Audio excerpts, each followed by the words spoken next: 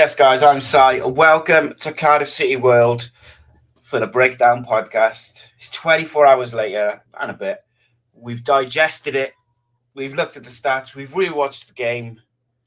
Let's talk about it. But in particular, there's a few questions that I want to put to the audience. Going to give my views on.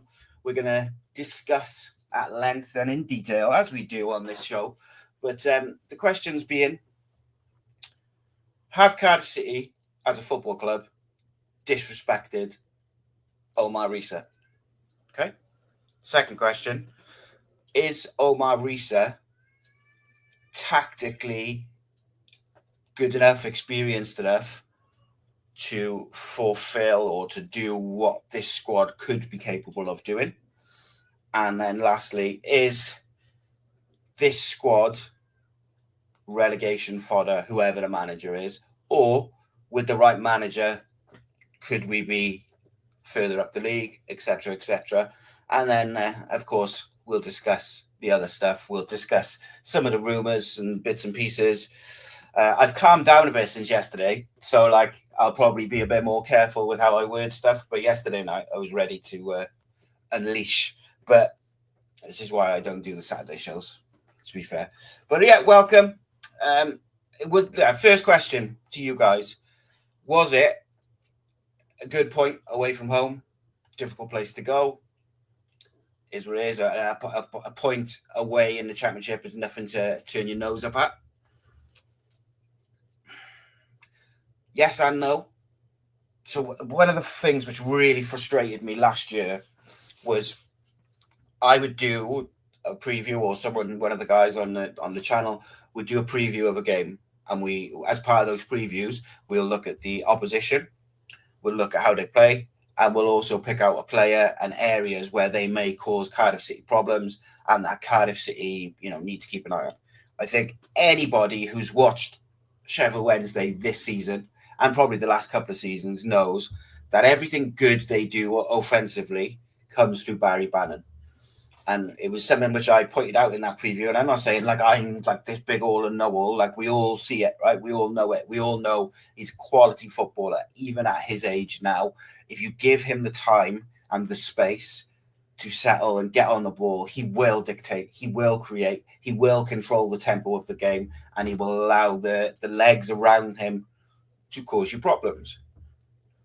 So I said in my preview, I felt like it was a game away from home with the idea that Barry Bannon is aging. We probably needed some legs in there. So I think I can't remember, but I think my selection for it, I think I said you probably got to go with Siopis and Robertson, just for the legs, for the energy. And I know some people will say, well, Siopis came on and he was quite poor, but it's a different game from the start to the finish. And I just think, say what you like about Errol Buller and the football. One thing he did do a lot last year, I think it was a game when we played against Jake Livermore last year, and he used Ruben Colwell in the 10, but Ruben also did an exceptional job defensively of sitting on Jake Livermore, and Jake Livermore never got into the game, was never able to dictate, and I think, if my memory serves, he went off after about an hour. That's what that was calling him for yesterday, because I didn't really think, particularly defensively, I thought Sheffield Wednesday looked really ropey defensively. They had that one guy, I've forgotten his name. He was a guy who scored. That'll come to me now. But I thought he was very good. He was pacey, he was decent. But there was areas I felt, particularly when they were in possession at the back, where we could have targeted. If Barry Bannon, just don't give him time. Wind us. Get tight to him. Don't allow him around the side of you. Don't allow him in behind you. And we just didn't do that. And I felt like from the go, tactically, allowing someone of Barry Bannon's quality to just control the game is an issue. And it proved to be an issue. I thought he was outstanding. I thought he was the best player on the pitch. Now, that's not to say that, X, Y, and Z player could have done better, could have done more. But it starts with the tactics. And that's why I asked Bernard. Yeah, that was it. That's why I said in my opening thing, one of the questions I asked is Omar Rhys tactically able to take us forward? Because I'm not sure if he is. And it's not based on just this one game. There's been a few different instances, whether it was the Bristol game, like falling back and into a 5, but then on the other side of it, where Sheffield Wednesday were on top, did him switch into a back 3 late on save us a point? So you could say his in-game management was better yesterday late on in the game, whereby he made sure we came away with something. But talking in terms of how we set up, whoever it was, I just felt we needed some legs in there, and we needed a plan. Not saying like man mark Barry Bannon or anything like that, but he's old. He is old. Like, he hasn't got the legs, so don't give him time, and put legs around him. Make him run. Make him put him off his game. Don't allow him to settle and just ping it about everywhere. And I felt we did that.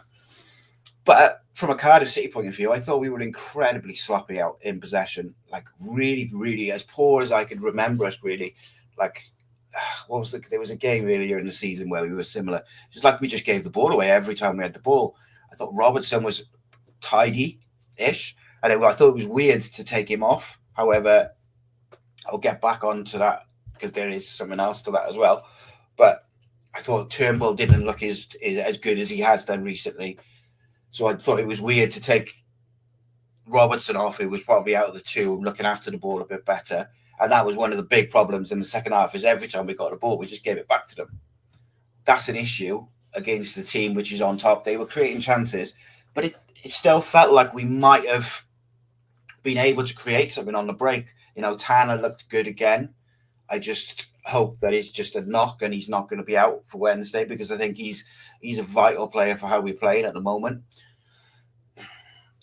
Too many players weren't at it yesterday. And I think individually, they've probably got to have a look at themselves, and they've got to look at the basics, picking up your man, getting tight to your man. They as players, they know who the players opposition on the opposition side. They know who's good, what their strengths are. They're not stupid.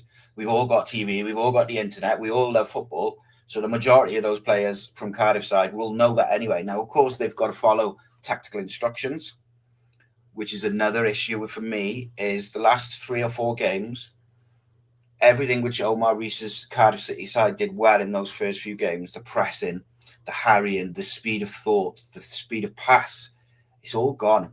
It's very lethargic, very sloppy with the ball. The movement off the ball is not what it was. Seeing Robinson get in behind as much, I think once maybe yesterday, which obviously led to the goal. Tanner is probably the one exception to that. Ruben didn't get much. And this is an interesting one. Why do Cardiff City fans as a whole, we just seem to hate our own players? Like the amount of grief which I saw Ruben getting on social media, it wasn't great. But he needs the ball.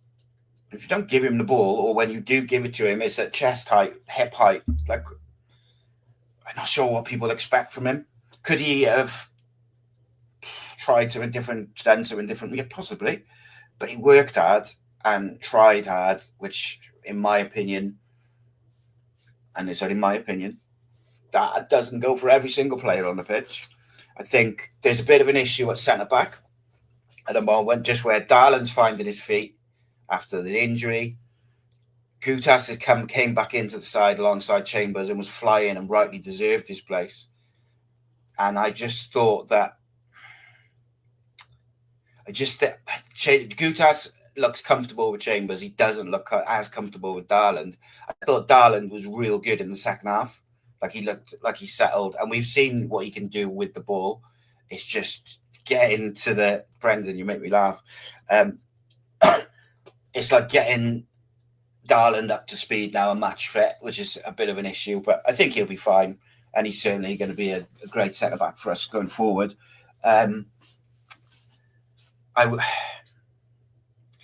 We just don't look... We looked so unorganised at the back. And something which I feel that we've been... One thing you could say under Omar Rhys, whether the games have been good, bad or indifferent, defensively, we've looked real solid. Now, obviously, Darren Pearce came in and helped out with that front. Callum Chambers is I saw someone say it in the chat yesterday, Callum Chambers is a really good communicator. So even when he wasn't playing it at his best, which did come, he was always talking. He's always talking to the fullback. He's always talking to the centre-back. And then you've got Alnwick behind communicating. And what I saw yesterday was a lot of gesturing and a lot of pointing, but not a great deal of talking, which obviously you can't pick up massively on the TV, but just from like outside looking in, I think it'll come. But defensively, I thought we look poor. I just think we look so devoid of pace in the wide areas outside of Tanner. Like, it's basically give it to Tanner wide or we just struggle. I do not understand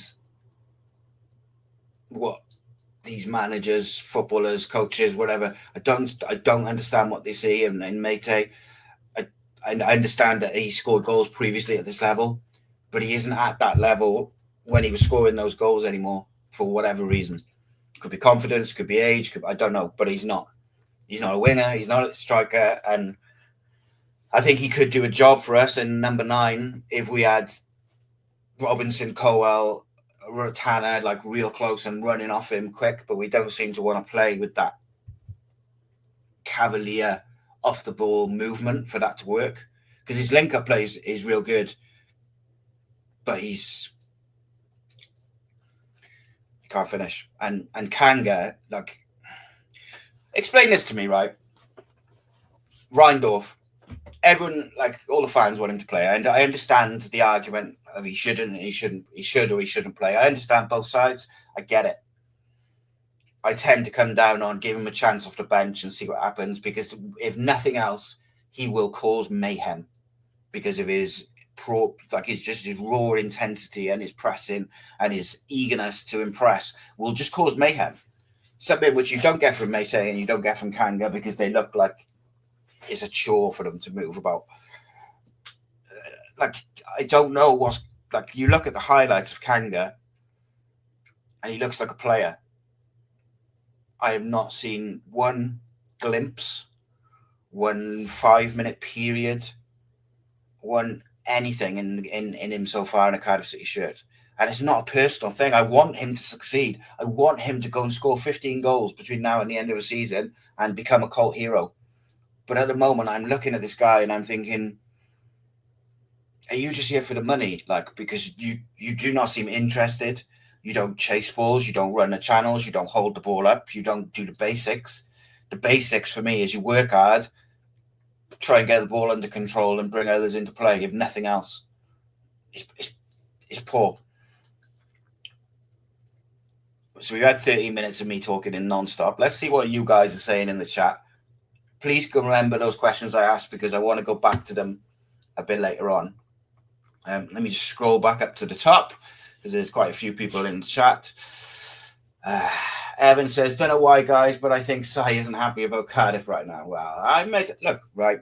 Ultimately, what I find frustrating, mate, right, is I love this football club. It's literally all I think about pretty much 7 days a week, right? And I see the potential, right? And when I say I see the potential, I don't just mean I think the squad is pretty decent, but the club is run shambolically. It's not just that. It's the city, the infrastructure, it's the capital of Wales, the stadium, everything is in place. We should already, if we were run properly, should already be an established Premier League club. And some people, especially fans from other teams, will say, oh, that's bollocks, that's arrogance. It's not. If we had competent owners and somebody running a football side for the last 10 years, we could and probably should be a Premier League club. Everything is in place. But on this season, I said at the start of the season, I thought we did good business with the idea that Kanga was going to be a half-decent striker. He's not at the moment, so that's a problem. But I still stand by what I said at the start of the season and what I've said all along, is I think that this squad, if played the right way and the right tactics and maybe sort a few attitudes out, inject a bit of youth in there, is more than capable of stringing a run together and getting up that league. Do I think Omar Rhys is the guy to get that going and out with him? I'm not as sure as I was probably about a month ago. Like, about a month ago, I felt the best thing was give it to him to the end of the season and then see where we are. Now, after the last 3 or 4 games, I worry that maybe all these public statements was a bit of a PR exercise. I saw someone ask something about that, so I'll come back to that. But that's just my opinion again. Jonathan Davis says, would Steve Cooper work without Alan Tate? I don't think he's ever done it before, mate, have we? No doubt he's a phenomenal manager, but can you, or I'm sure Alan Tate, imagine Alan Tate wearing a Cardiff City tracksuit top? I don't think so, mate. And that maybe that's not a sticking point. I don't know. He seems to take him everywhere he goes, so you'd think that that's probably where it falls apart. No doubt he's a very good manager, though. Excuse me. Matthew says, evening. Donna says, we need to go for Cooper. Martin says, good point, considering the performance and the conditions. Yeah, and I think sometimes in 2024, when you've got stats and you've got every game 90 minutes at hand and you've got the internet and instant opinion and YouTube channels and all these things, it's easy to get so deep into it because we all care, right? We all want the club to do well. We all see the potential. We all want Cardiff City to win football matches, and it affects our weekend when it doesn't happen. I get it. Like, we all feel it. But sometimes maybe do we, as fans, we dig too deep into it in terms of the stats and the performance and the tactics and the rest of it. And actually, just look at it what it is. You went to Hillsborough, you got a point, move on. 2 games, there's going to be another, 3 games in a week again. We have to move on. And this is the championship. It's go, go, go, go, go. You have no time to feel sorry for yourself, to argue with each other. You've got to be prepared for Cube. Like, the second that game finished on Saturday, the coaches and the manager should have been, looking forward to Wednesday, preparing for QPR, looking at their tactics, looking at their shape, looking at how we're going to set up, who's fit, who's got a knock, who's coming back. How do we set up? How can we get more out of X, Y, and Z? Like, there's no room for feeling sorry for yourself. If we can get a win against QPR on Saturday, if we can get a win, I think it's a whole the week on the Saturday after, or whoever it is on Saturday, I forget now. If you get 2 wins out of that or 4 points out of that, that's 6 points from the week. Is a pretty good week in the championship. Oh, sorry, 5 points. So it depends how you look at it, innit? Jonathan says, yes, Cardiff have treated Rhys with contempt. He's been trying to get us going without any staff effectively, and the board won't let him have his own staff. Well, yeah, mate, there's some stuff with that. There's a whole lot to unpack. Maybe we'll get to it later. I don't know. Like I said, I calmed down a little bit from yesterday, so I've got to. Like yesterday, if I'd been on that show with Matt and Rhys, it'd have been but there we go. It's got to be good. Like, I don't want to upset anyone either, like friends and stuff. But right, John Watkins, apologies, says good point, but we gave them too much time to build attacks when they pressed us consistently. Yeah, and that's in the championship for me. You've got to press. I just don't think it works to let's sit in and kind of be compact. Like, of course, you've got to do that, but I think you've got to get in, get compact, and then press when you have those trigger points, like a heavy touch or it's on the the player's wrong foot or whatever. All the different things that they work on day in, day out. And we just don't seem to be pressing at the moment. Jonathan says Tom Ramosat, the lone survivor of multiple failed managers, a temporary goalkeeper coach, and relying on the under 21 staff is simply not good enough. You telling me, mate? It's not fair to those members of staff, mate, either, in my opinion. Martin says, we lacked an abrasive, positive influence in the midfield. Well, Martin, let me put this to you then, mate, because I completely agree with you, and we needed that from the very first minute. Who would you bring in and out of that starting 11 yesterday to provide that abrasive, positive influence? Because I know you're not the biggest fan of Psyopis, which is why I ask it. So I'll look out for your reply there. Evan says, every season in a nutshell. Don't lose games. Don't get relegated. Don't risk playing youth. Don't speak to the board. Repeat. Yeah, mate. And to me, outside of Ollie Tanner, one of the things we lack is just pace. And in our ranks, we have 2, 3 of the most highly rated young wing backs, full backs in the country, and we're playing. I started to talk, right? Reindorf, yeah, just shooting around, forgetting stuff. Reindorf, been training with the first team. I think we all agreed that he'd be a great option, at least off the bench.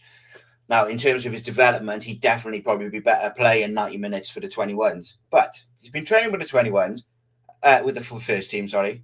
He travelled with the first team and then didn't make a bench or play for the 21s. So you can't tell me on one hand he's not in the first team because we're working to his development and we need him to play 90 minutes and that's what's best for him. Well, all right, fine. But he didn't play for the 21s and he wasn't on the bench. So you just wasted his weekend. And also, maybe, look, the reason that Reindorf didn't make the bench is because we needed 2 left backs on the bench. Because with Callum O'Dowd at left back, who's already not really a left back, we definitely needed another 2 left backs on the bench just in case, because you never quite know what's going to happen. But definitely we needed those 2 left backs to change the game. But having a striker who would cause a bit of mayhem and at least run around would not be a good option. I don't know. I don't understand it. It's baffling to me and it's frustrating to me at this moment because you can't tell me that if we brought on Reindorf and Louis Giles, just as an example, right? Not that Joe Bagan did anything wrong, by the way. I'm just using these young players as an example. You can't tell me that those 2 would not be better options than Matty and Kanga. Reindorf up front, Louis Giles at fullback, move O'Dowd up. Louis Giles' overlapping and delivery is sensational. I thought Joe Bagan did a real good job, and I think he's actually really unlucky to not be in the starting 11 at the moment. He's completely turned me around on what I thought he was capable of doing. But my point being, we've got players in the 23s who can make a difference off the bench. Sheffield Wednesday brought a couple of players on yesterday, but there was one guy, the winger, I can't pronounce his name.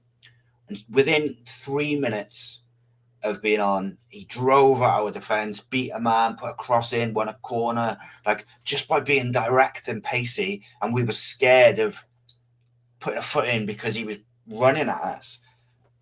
That's the sort of thing that we could and should have on the bench. How does Willock not get a game yesterday? Baffling. Martin says both Blackburn and Sheffield Wednesday have targeted our left-hand side of our defence. Well, look, as I said in our preview about Barry Bannon, right? You're looking at where they might do damage to us, but we also look at where we can get at Sheffield Wednesday or where we can get our opponents. If I'm any team playing Cardiff and I'm going to say, right, well, Callum O'Dowd is playing left back, doing a decent job for him at left back, but he is a winger. He gets forward. He does get caught out of place. If we can win the ball on the halfway line on that side and overload that side, we're going to be in. And you look where their goal came from. They win the ball back. They slot in Windass, another player who I said, don't let him in behind, plays the ball across. They score a goal. Sometimes it's not complicated. That left-hand side is an obvious deficiency at the back because we don't have a left-back playing there. That's not a criticism of Callum O'Dowd. That's he's not a left-back. He's a winger who's playing at left-back. And it made no sense yesterday to not move him forward when you had 2 left-backs on the bench. But then judging by the way Matty reacted when he came off, is he only on... Has he started because he's been kicking off? I don't know. Because I thought that reaction was pathetic. But then equally, I wonder if, because I had heard through the grapevine that Jamal Collins hadn't been particularly happy about being not in the squad at all recently, which, fair enough, I understand that completely. Bit of frustration there. So is that why we've only got two left backs on? Is that why we've got 2 left backs on the bench? Because Jamal Collins was a bit frustrated at being left out of the squad, so they've tried to keep him happy almost by putting him on the bench. managers have got to manage. Yes, you've got to manage everyone's personality and keep everyone happy and stuff, but you've also got to do what's best for the team. And you can't tell me that Matty on the wing was a better option than Callum O'Dowda and Joel Bagan at left back. It makes no sense to me whatsoever, and I take a lot of convincing to why, especially when you know they've got Josh Windass on that right-hand side, who's very, very good at this level, creates and scores goals. So if anything, from that point of view, you'd want a proper left back there. It's strange. Paul says, evening side. Why are other teams able to plan like they do against us? Blackburn played to a plan. Yesterday, Sheffield Wednesday had a plan. Why are we inept to plan? The board have no plan, and nor do the managers.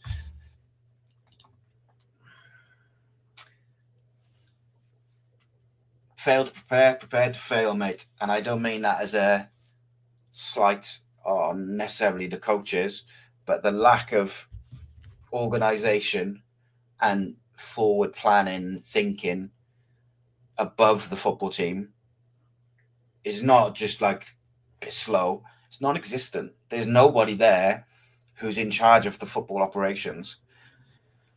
And I know, like I know that it's been suggested again to the owner that we need a director of football, but maybe someone needs to put him aside and say, do you know what?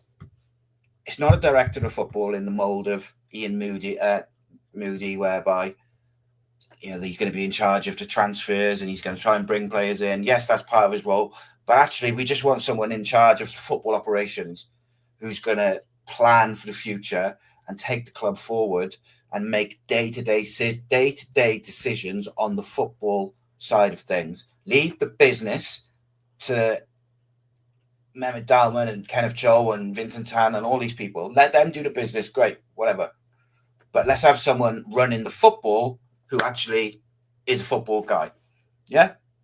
But until that changes, mate, we are going to just rinse and repeat and rinse and repeat. And like we'll get to the Omar Rhys and that the gist of all that as well in a minute. Brendan said our speed of passing is worrying. Oh God, is it? We're so lackluster, so unimaginative. It's one of the problems with the speed of the passing is the lack of movement off the ball. Because if Ollie Tanner's not running in behind, there's very little going on. Robinson will drop in sometimes. And what we was doing really well at the start of Omar Rhys's stint was, say, one of the midfielders had it or one of the centre-backs, is Robinson would drop into the space, have it to feet, have a little exchange with Ruben, and then we would put it out in the wide areas or to someone running through. It was very simple, but very effective, quite direct, very effective at championship level. We just stopped doing it. And I just can't put my finger on what it is. I don't know whether he's got stuck because Turnbull and Robertson worked for a few games and it worked really well. But it's not always going to be the right partnership for every game. And I don't know whether, as an inexperienced manager, he's got stuck with that. So he's just like, oh, that worked, so I've got to do that every game. Or it's difficult to put your finger on it, but we're not pressing. We're not passing as quickly as we were. The movement off the ball is non-existent. And there's definitely a reduction in the amount of rotations of the players. Now, El Ghazi does come into that because even though he doesn't always get in behind himself, his drifting in creates a space for Callum O'Dowda, for Robinson to exploit that left-hand side a bit. So I don't know whether that imbalances him a little bit, but it shouldn't imbalance you to the point where Ollie Tanner's your only bloody option. It's a strange one, but it does make you wonder sometimes. Like, what do we do all week? Martin says we allowed them to press high, but we didn't support our front players when they pressed. Yeah, that's a great point, mate. How many times did you see Ruben or Robinson go to press their defence and nobody went with them, and they're looking around like with their arms out, like what's going on? So I don't know whether that was a tactical instruction to hold our shape and to try and be compact, which I believe is probably not the right way to go against Sheffield Wednesday with Barry Bannon at the sort of at the base of that, like dictating play. I would have thought trying to get around him and into him would have been a good option, whilst having someone sit in front of the defence if they do get through the press. But it's just me. I'm just a podcast presenter.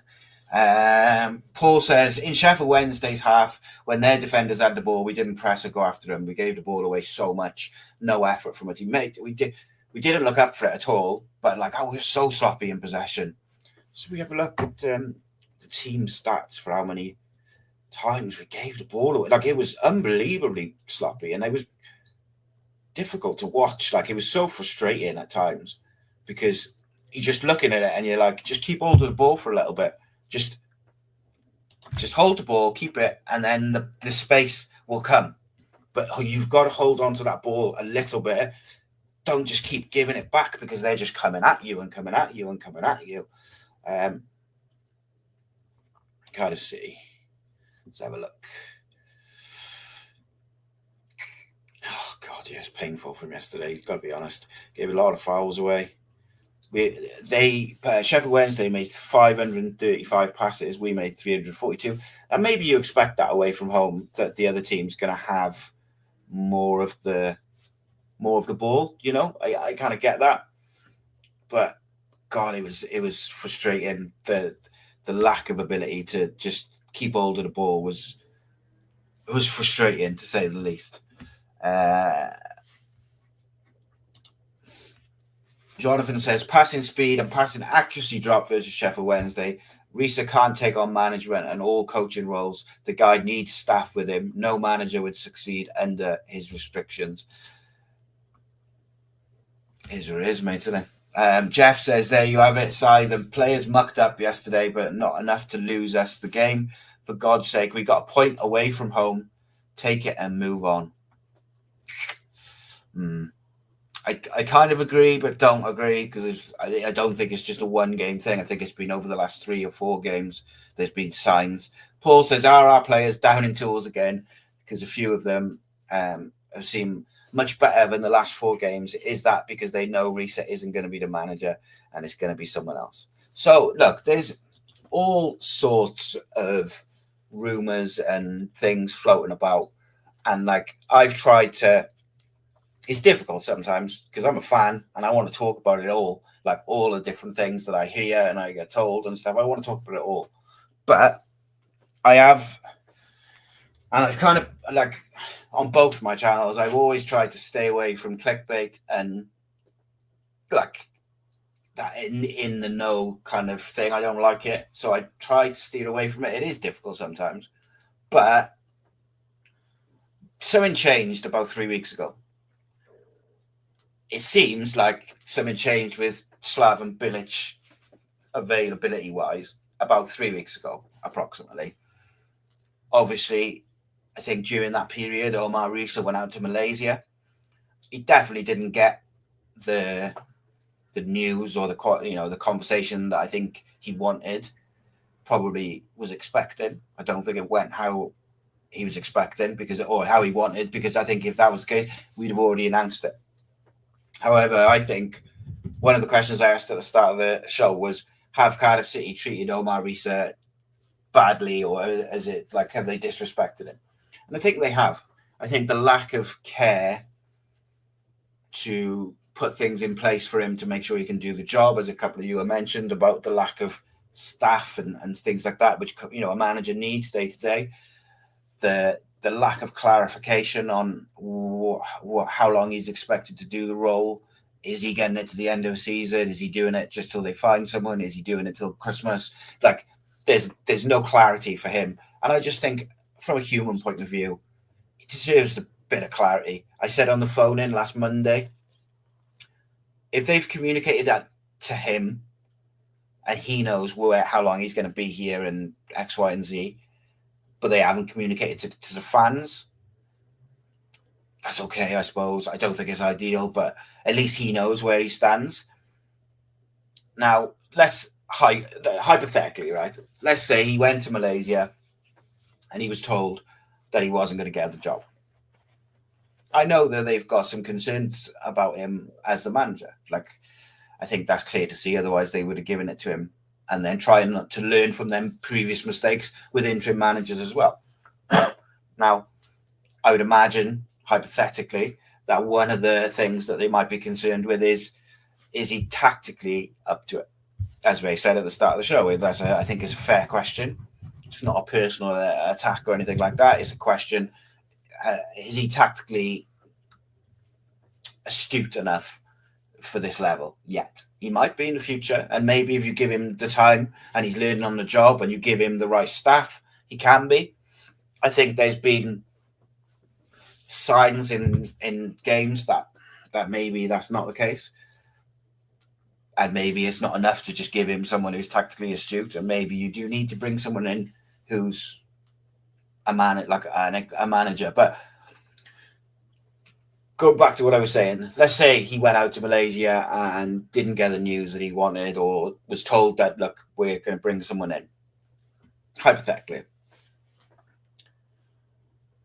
do we think, going by what we've seen on social media and things like this, certain posts, do you think that if he was told he wasn't getting the job, he hasn't told those players where he stands? I have no idea. Like, I genuinely have no idea of whether that's the case. But I'm just saying, if you use the information that you kind of have got and you can see out there, like, so it doesn't look like they're going to give it to him. Well, certainly at the moment, they haven't announced that they're going to give it to him.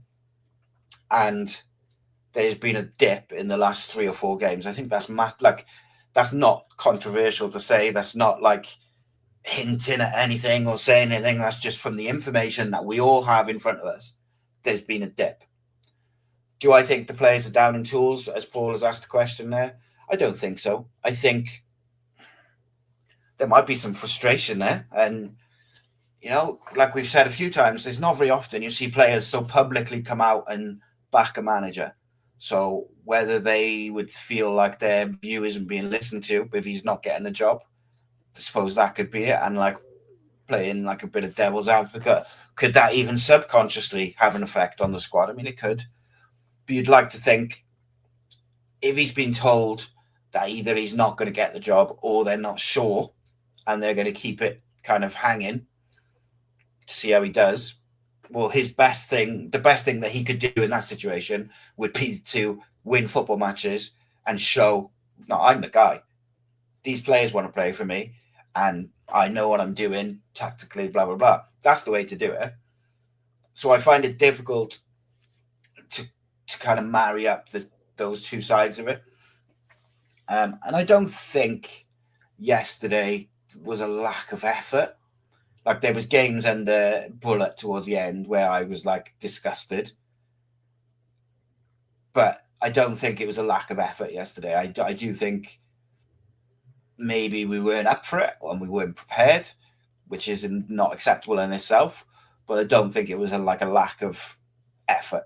So like down in tools, like you asked, Paul. Just my opinion, I might be wrong. But I might be right. I don't know. I'm interested in what you guys think. CCFC Insider says, would you say we've begun to see the cracks yesterday? Matty arguing with Rhys, Turnbull and Robertson also looking raging when coming off, just playing devil's advocate. I thought Rhys, I got to say, mate, I thought Matty had an absolute, the goal, the cheek of it, mate, to perform like that. So not saying he was awful, but he wasn't very good. To perform like that and then get taken off because we need to try and win the football match, try and change the game, to then have a strop so publicly and disrespect the manager, disrespect the club, I think it's poor, mate. I think anyone, like, if you be unhappy with coming off, fine. Be frustrated, fine. But don't argue with the manager.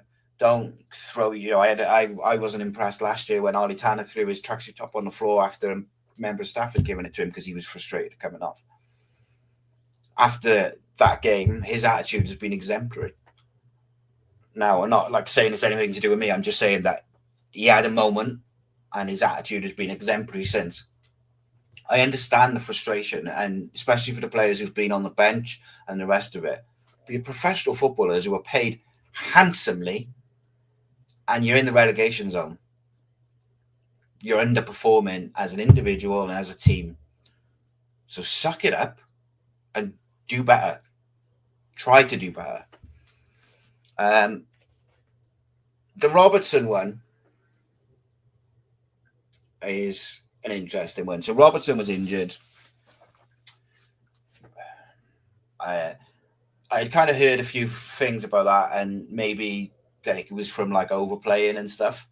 So maybe there being like a thing, and so maybe he's trying to protect him a little bit. I thought it was weird that he took Robertson off, and I thought Turnbull, out of the two of them, if he was going to bring someone on, I thought Turnbull was probably the guy to bring off, because I thought he was losing possession more and we needed to keep hold of the ball. But I also don't have a massive issue with Robertson having just come back from injury. He's a very important player for us, certainly in the way that Omar Rhys wants to play. We need Robertson playing week in, week out. So if now and again, when you've got 3 games in a week, you've got to take him off to protect him. I kind of think you've got to do that, yeah. So I get what you're saying. I don't know whether it's the cracks being shown, but going back to my hypothetical a minute ago, if they kind of all found out that he's not going to get the job, the ones who are supporting him and with him, probably the ones who are playing week in, week out, yeah, they're probably going to be a bit frustrated because they want him to stay. The ones who are like on the brink, getting a few minutes like here and there, like your Metes and your Kangas, they're going to be frustrated because they're like, well, we haven't been very good for the last 3 games, 4 games. Why aren't we getting the opportunity to show what we can do? And then you've got the others who are not getting in the squad at all. They're probably frustrated. So like, there's a whole thing in there. Like, and this is why they should have sorted the manager out a month ago. Like, it's been, I think I read it's been 62 days since Errol Bullitt left, and we still don't have a manager. Like, and then you expect us to be flying up the table and avoiding the relegation battle. Well, how about give us a manager and some coaches, and then maybe we'll be able to do something with these players. Brendan says we need 10 Kangas. That was what made me chuckle earlier. Martin says Ruben spent the second half just chasing the ball as it was passed between their defenders. It's a lost cause, not his game. Agreed. But from what I can see when we watch, right, Ruben or Robinson tend to be the trigger for the press. So if they, when there's a heavy touch or it's on the player's wrong foot or, you know, various other sort of trigger points, they're the first ones to go. And then the wingers and one of the midfielders would follow to create a team press and shape. But so many times yesterday, we didn't go as a team. And I think the spell in the second half was after the starting midfielders had gone off. I think the bit you're referring to was after the starting midfielders had gone off. So whether they had, obviously, Rawls coming back from an injury and Siopis coming back from international duty, were they not as kind of, not familiar, but like up to speed with the pressing shape and stuff? Because Ruben or Robinson or anyone, any of the forward players shouldn't be pressing alone, because all it does, 1, you're running around in circles, but 2, it creates a gap for them to play through you if you don't go together. It's too easy. And it progresses them up the pitch and can leave gaps for them to exploit, to break the lines and play through you.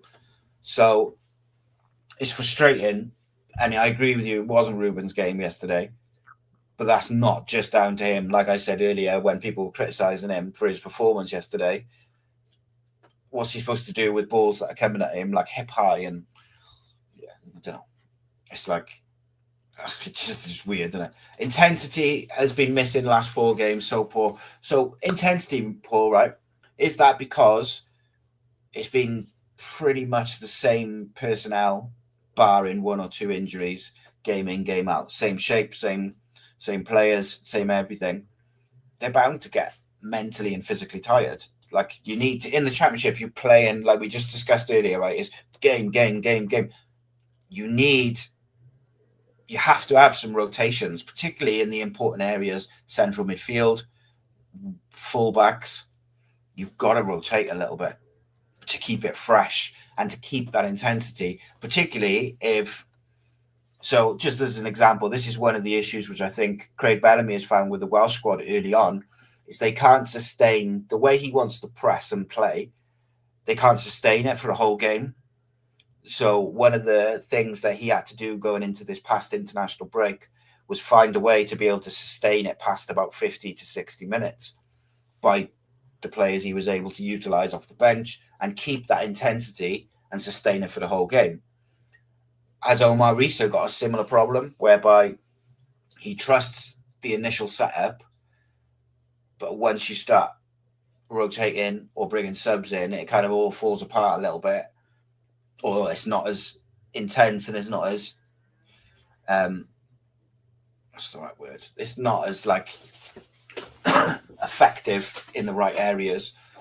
Whether that's because the players who are coming on are not as well drilled in it, or whether they're just not up to speed because the game's it's very quick. You know, you come off the bench, it's difficult to find the pace of the game. Jeff says the usual moaning City fans were saying Chambers had to be dropped recently, and now we're crying out for him. Paul says, I said Chambers is a talker. He also organises, and you can see yesterday there was a lot of finger pointing. Jonathan says it don't matter if we want Kanga to succeed. He needs to want to succeed. 100%, mate. Couldn't have said it better myself. And that's been the most disappointing thing for me, is the body language and the lack of effort is problematic for me. Because I think if you chuck Reindorf on, what did Kanga get yesterday? Like 5-10 minutes, was it? Something like that. Don't think it was like ages, was it? So like you just literally drop in Reindorf instead of Kanga, and I guarantee you Reindorf covers more ground, wins the ball back more times, gets into positions where he might be able to get create a chance or get in behind just by his raw, young, direct attitude to the way he plays football, where he's chasing the ball, he's fast, and when he does get the ball, he's direct. And he might make the wrong decision. His decision making might not be there. His finishing might not be there. He might not be composed enough or whatever. But like the intensity and the attitude and the need and the want to impress is there, which then kicks on and can create opportunities, causes a bit of chaos, causes mayhem. It also spurs on the players who've been on for an hour, for 70, 80 minutes, whatever, who are tiring, and they see someone come on and put that effort and pace in. They want to join it, and it gives them a second wind. Jeff says, give Reindorf a game at the moment, and the usual moaning City fans will destroy him in 4 games' time. I just think off the bench, mate, he's a better option than what we're currently doing, is my thing. Paul says, I've said Reindorf from day one and get ribbed about it. He's better than Kanga, and for 30 minutes at the end of a game, Reindorf would create chances, whereas Kanga hasn't. Yeah, I think that's a fair point, mate. Vincent Taylor says, mate, he has had plenty of chances. He can't finish good going forward, can't score. Yeah, I think that's fair, mate. And you're right, he's had chances. It's time for other people to get those opportunities. Martin says, I don't understand why Reindorf is with the first team in match day, but not in the playing squad. He's doing the pre-match warm-ups. Yeah, mate, he travelled, he was there. What a waste. What a waste. Evan says, I'm completely with you on that side. It's annoying how passionate I am about the club. There's so much potential in the club, but it all goes to waste every season. Jeff says, Cooper got the job for Swansea on the back of being an England youth coach, no experience at managing. Yeah, look, I'm not saying Omar Rhys is not the guy. I'm not saying that he can't be a great manager. Maybe even he'll go on to be a great manager for Cardiff. What I'm saying is, if you ask my opinion, right, what I think's going on, okay? Let's pretend, right, you just said, Simon, what do you think is going on at the moment, okay? So I'm not saying anyone's told me anything. I'm not saying anything is definitely happening before people start typing and quoting and all this shit, which usually happens. This is what I could say, right?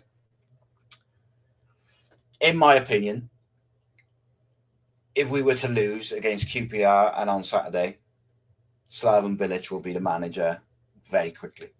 I believe that he's effectively waiting there, like, for lack of a better term. He's in place, he's ready. They're just waiting for the right moment to bring him in, because they think that if they were to get rid of Rhys a month ago or a couple of weeks ago or whatever, that the fans would not be on board with it. I'm guessing, I'm not saying I know that for a fact, but in my opinion, I just wish they'd get on with him, make a decision. Like, if Omar Rhys is your guy, give it to him to the end of the season and then have a look at the end of the season. The risk is, the longer you leave him hanging and it's inconsistent, the more damage you can do to the rest of the season. And to add to that, yeah, all right, we're inconsistent already. But, like, if you're going to give him the job to the end of the season, you can give him a couple of coaches, even if they're selected by the bloody club. Like, get him some help. And in January, at least they'll give him a loan or two, hopefully. They won't give him any money if Rhys is the manager. It's just my opinion. Maybe I'm completely way off base. Martin also says Cooper had connections with young players at big club, which is suited to Swansea and Nottingham Forest. Unfortunately, mate, we refuse to give young players a flipping go in the first team. Couldn't tell you why. John Watkins says a decision on a manager must be made soon. If someone like Bilic is to come in, he will need some time to assess the squad before the transfer window. 100% agree. In his particular case, so in Slaven Bilic's case, the one advantage I think he would have is that I believe that he's pretty up to speed on things already. So at least there's that. He's not coming in completely blind. But look, I don't think it would have been the worst idea to have, because I think actually of all the different options as a manager, right? While Slaven Bilic wasn't my first choice would have been Tony Mowbray. I said that all along, but that's not going to happen because of his health problems, right? Is Slaven Bilic probably ticks the most boxes. Championship experience. He's been promoted from the Championship before, and he plays decent enough football. He's defensively sound, attacking good. But the one that kind of seals it for me is he's very passionate about bringing young players through and coaching them and improving them and making them first team players. That's a massive thing for me, and I think that's something that Cardiff should actively be looking for in a manager. I really like Stephen Schumacher. I know, for instance, when I had Paul Banderato on, he said he worries that the job would be too big for him. I accept that that's a worry, but that's a worry with anyone you bring in. But I think Stephen Schumacher, from a footballing point of view, would be a great choice. I said in the summer, and I will repeat this till he goes somewhere else, Cardiff City should have done anything and everything they can to get Brian Barry Murphy into the football club, whether it's running football operations, technical director of football, assistant manager, coach.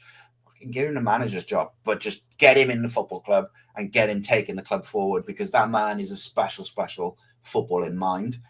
Steve McPhail is building a very stellar reputation for himself as a coach and a football man. Bring him over, bring him back to the fold, use his mind, utilize his skill set. We're too slow. We're too behind the curve. We're behind the curve in everything from the football pitch to the boardroom to the football structure to the social media and the YouTube. We're 3 to 5 years behind every other successful club in the country. Until we catch up, we're always going to be chasing. Gavin says, evening, Si. I know it's a different topic tonight. I watched the Wales game and thought of you and my views on Liam Cullen. Good point yesterday. Move on and get 3 points on Wednesday versus QPR. Yeah, I don't know if you saw the Cymru and Birth podcast, which we do in the international break. The one we did on Thursday. If you looked at his Liam Cullen's stats, right, of course, 2 goals and an assist. Great. You can't knock it. His work rate off the ball, can't knock it. You look at how many times he gave the ball away. He had a passing accuracy of something like, I think it was either 28% or 38%. I can't remember off the top of my mind. And that's my criticism of him, is that in a team that's looking to be quite progressive in the way they play, I can't see how he's the guy. But then from a team which wants to press And obviously against Iceland, we played with a single pivot and 2 number 8s. He was one, and the 2 number 8s were effectively number 10s. You needed his legs in there, so it was like balancing that up. I can see why Bellamy likes him in the way he wants to play, but as a footballer, I think we've got way better footballers, like with the ball, technically, including Ruben Colwell. Just slip that in. Right, so as we wrap up, let's read some more comments because, if you've got any questions, get them in. I will, and I'll answer them as honestly as I can, always. Like, the one thing you will get from me is honesty. Probably a bit too like passionate sometimes and say stuff that I probably keep to myself. But one thing you'll get is honesty. Like, I'm not going to skirt around and I'll tell you what I think. Martin says, when the schedule gets tight, we're crying out for an athletic midfielder who's got to add legs and abrasive attitude to midfield. Oh, yes. Yes, we are. And nice. Do you know what? If we get like a proper box-to-box, like a Roy Keane, alongside like a Roy Keane type, like box-to-box, aggressive, physical, and a bit decent on the ball, alongside Robertson, I think we'd be really cooking with Colwell just in front. Jeff says, managers take injured players with them to fool opposition managers. Happens all the time. Maybe Reindorf has a knock. But then, if he's got a knock, is the best thing for him to do to travel up to Yorkshire and sit in freezing cold watching a game of football? Like, I would question that. And the man and other clubs aren't going to be that familiar with Reindorf, as Martin says there, which is fair.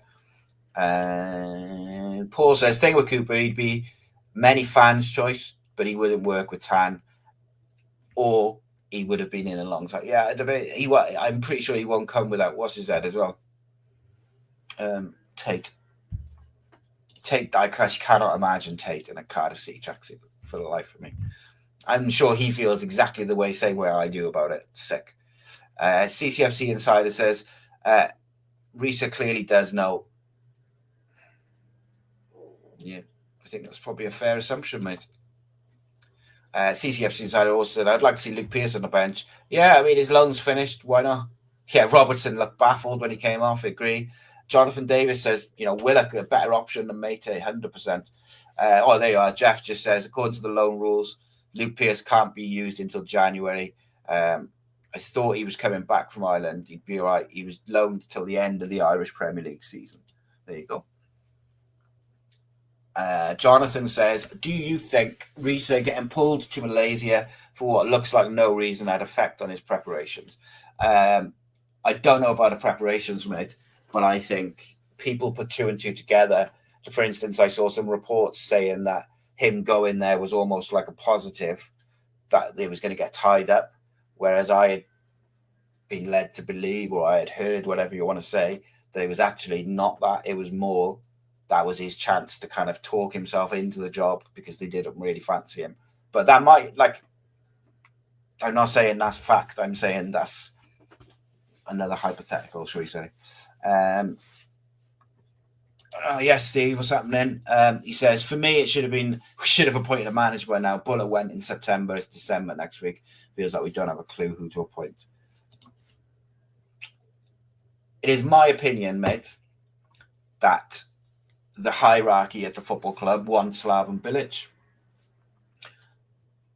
Partially, they think that the fans want Rhys, so they don't want to kind of cause a divide or an upset or whatever.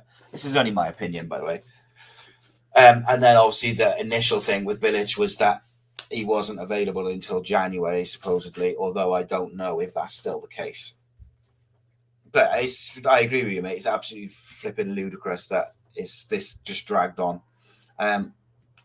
Right, last couple. John Watkins says, apparently Dave Jones has expressed an interest. Why not as a technical director if Rhys stays? That is an interesting one, John. Dave Jones is a real interesting chap, and someone who he's on my my Cardiff City bucket list of people I would like to interview. I'd really like to sit down and have a conversation with him, because I've spoken with so many players who work with him. I've never had the opportunity to sit down and talk to him, and it is something which I actively am trying to do, and I have been for a while. I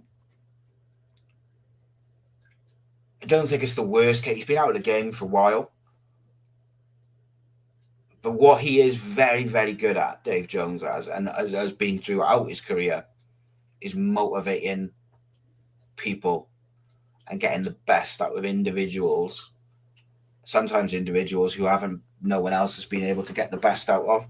And I do wonder whether having someone like that with Rhys would be beneficial. I could definitely see the benefits, but then I could also see that, like that stereotypical thing that we often used to see about directors of football and managers clashing, and then eventually the director of football kind of takes the manager's job, sort of thing. I don't know if there'd be an element of that. I don't know. It's an interesting one, that is. I might have to think about that video idea. I got some really interesting videos coming over the next couple of weeks as well. I think the powers that be have undermines Rhys's authority with the players, says Martin. Yeah, I don't think that's. I don't even think that's a doubt, mate. The lack of clarity just leaves everyone up in the air, and that's why I said at the start of the club disrespected him, regardless of whether they want him or they don't want him. Have the balls and the decency to just tell him what's happening, tell the players what's happening, and tell the fans what's happening. Just have some fucking bollocks. Jonathan says Rhys, when called upon, has looked better than Cyprus this season. There you go, mate. There is a nice alternative to Cyprus on Saturday. Put Rhys on Barry Bannon, and you see a different game. Everything which came through Sheffield Wednesday yesterday, everything good which came through Sheffield Wednesday from an attacking point of view started or went through Barry Bannon, and we just did not look like we'd even thought about it. Like, how can you have a player of that quality and look like you haven't even thought about, what happens if he just gets hold of this game? Bizarre. Renario says we need Bilic in now, not in January. Yeah, I think that something might have changed with that, I think. Jeff says, what will Bilic do with the squad as it is? He's not a magician. But he is a very experienced manager. He's an international footballer who commands respect. He also likes working with young players, mate. And maybe he won't go with the players over, because he hasn't got those relationships which have been built since the start of this season with a Kanga or a Mate or whoever. He can just go in and go, no, this is who's playing this weekend. This is the bench I want, because I want a goalkeeper, a defender who can cover fullback and centre defence. I want a sort of defensive-minded midfielder, and then I want the rest of the bench to be attacking options. So that means that I want this wing-back, I want Reindorf, and I want blah, blah, blah, blah. Anyone else, you got to fight for your place. Do you see what I mean? Like, it can be something as simple as that, but I'm not so sure. Like, I just don't know. The away wins this year are way down, aren't they? In the Championship, everyone's winning their home games and not winning their away games. It's really down. Matthew says, what would you change for Wednesday against QPR, mate? Right. So I think QPR are there for the taking. I think if Cardiff City start fast on Wednesday, they are capable at home of blowing QPR away in the first half an hour. You've got to start fast. I play Willock. I'm not sure where, though. I think I heard a little whisper that Ollie Tanner might have a knock, hoping he's fit. If he isn't fit, I would put Willock on the right, O'Dowda on the left. People won't like it, but I would play the youngsters as fullbacks at home against QPR. Play Cape Pacquiao on the right. Play Bagan or Louis Giles on the left, and then have Darland and Gutas, or Chambers and Gutas, whoever it may be. Robertson starts every time for me. I would contemplate playing like a 4-1-4-1 and Rinamoto being the one, and then have Colwell and Robertson with your wingers and then Robinson through the middle, something like that. I just think we're too predictable, like from a shape point of view, and you don't have to change it drastically. Like I still think that a 3 at the back suits and wing backs would suit our players best, but I think Willock deserves a start or at least some game time, Evan says, if you knew you weren't getting a job, would you really try that hard to win? But the decision hasn't been announced. So whilst there's still a chance, the best thing he can do is show, no, I am the guy. And I would assume if they've told him that he's not getting the job or he's unlikely to get a job, they've probably told him why. So you address those specific issues. So if they say, like, we don't think you're tactically astute enough, we'll show them you are by not just picking the same 11 for every game, same system for every game, same tactics for every game. And those tactics have fallen off a cliff anyway. Matthew says, I think he went to Malaysia to be told that Bilic is coming in. However, we would like you to stay on board within the coaching setup.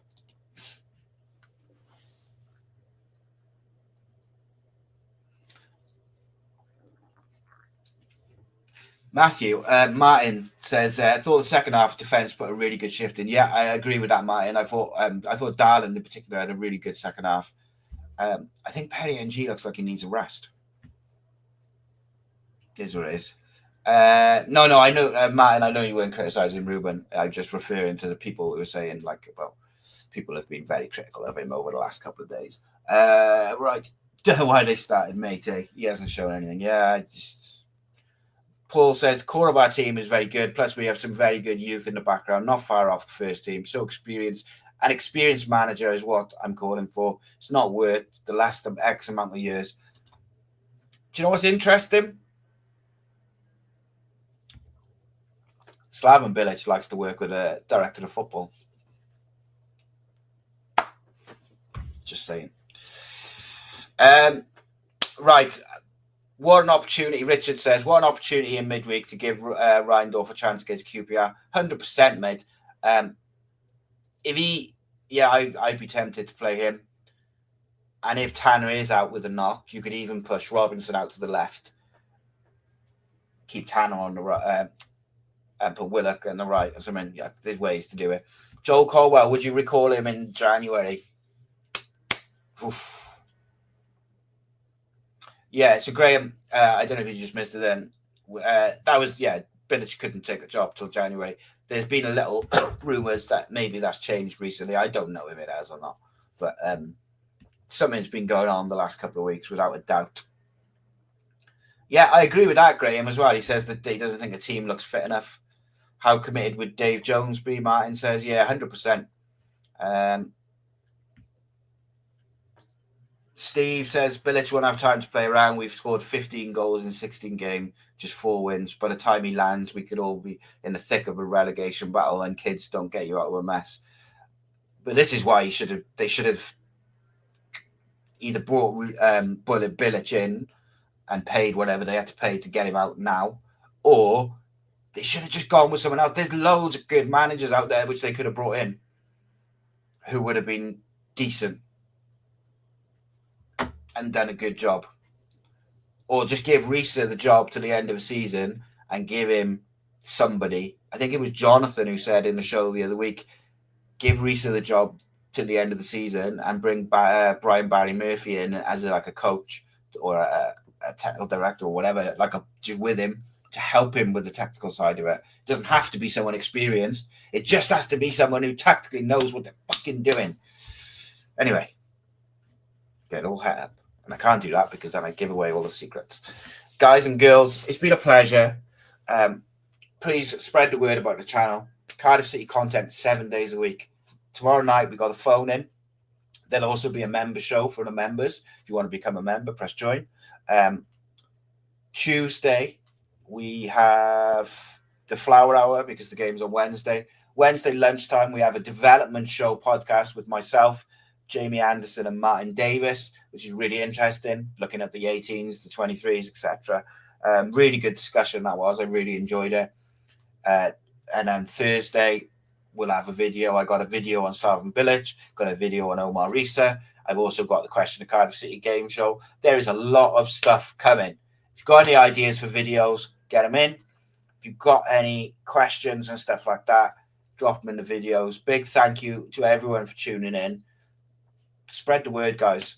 Like, we've just about hit a year, I think, since we started, and it's all going in the right direction, but it's just finding those people. What I encourage is this. I encourage opinions, as long as you're not a dick about it. I don't care if you agree or you disagree with me. I'm not bothered. Just encourage opinion. We're all fans, and it's a fan channel.